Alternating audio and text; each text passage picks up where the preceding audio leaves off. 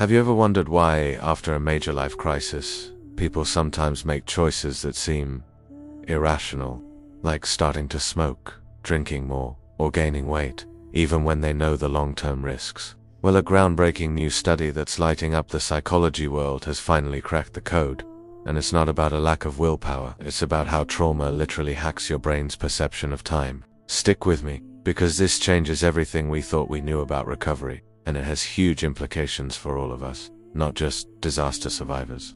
The study, published in the prestigious journal Communications Psychology, is titled "Disaster Exposure Increases Present Bias." Now that might sound a bit academic, but what it found is stunning. Researchers led by Daniel P. Aldrich didn't just run an experiment in a sterile lab.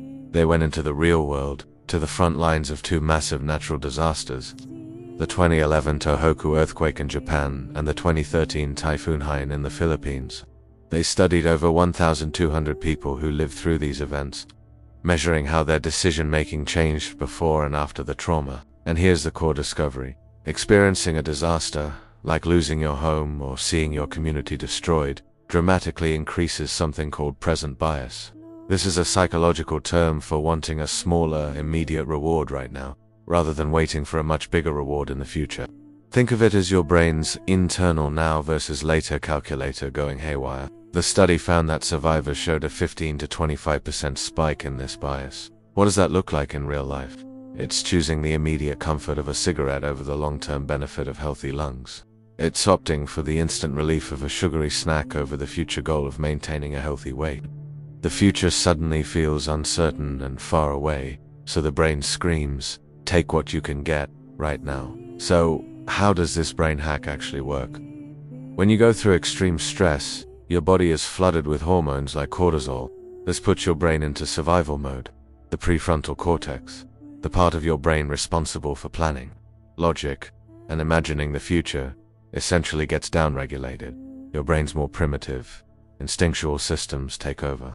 The message becomes simple: survive today, worry about tomorrow. The study even created a computational model showing this powerful bias can last for 6 to 18 months, depending on how severe the trauma was. And this isn't just a mental quirk. It has devastating real-world consequences.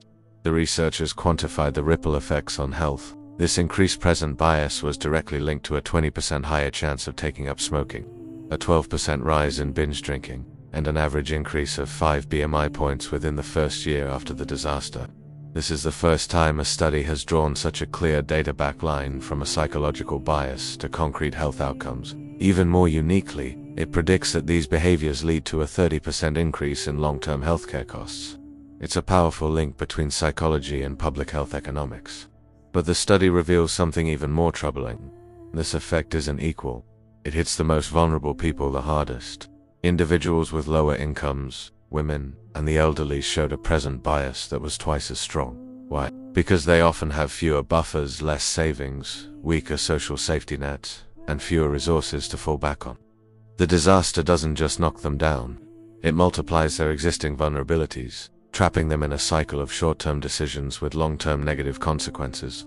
The study calls this a vulnerability multiplier, a concept that is critically important for creating fairer societies. So, is the situation hopeless? Are we all just wired to self-destruct after a crisis? Absolutely not. And this is where the study becomes a true game changer. It doesn't just diagnose the problem, it tests the solutions. The researchers used simulations to see what could help. They found that simple behavioral nudges could make a huge difference. For example, a policy idea called disaster savings bonds, where financial aid is given in a way that partially locked for future use, reduced the harmful present bias by 18% in their models.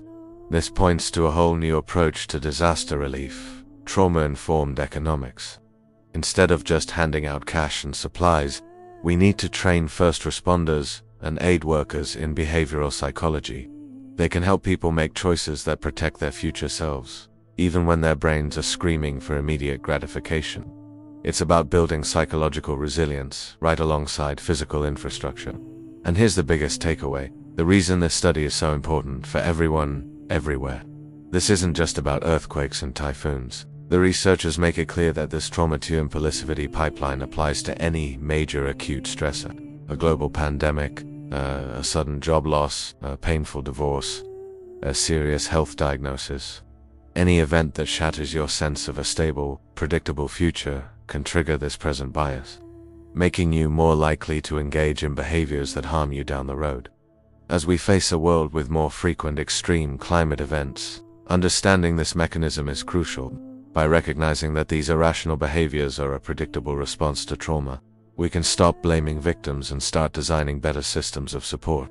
This research paves the way for using AI simulations to test interventions before they're rolled out, potentially saving billions in healthcare costs and, more importantly, saving lives. So, the next time you see someone struggling after a crisis, or maybe even when you find yourself reaching for a short-term fix during a tough time, remember this: it's not a failure of character. It's a feature of a brain under siege, trying to survive. And understanding that is the first step toward healing, for individuals and for our society as a whole. What do you think about this? Have you ever noticed your own decision-making change under stress? Let me know in the comments below, and if you found this fascinating, please give this video a thumbs up and subscribe for more deep dives into the science of the human mind.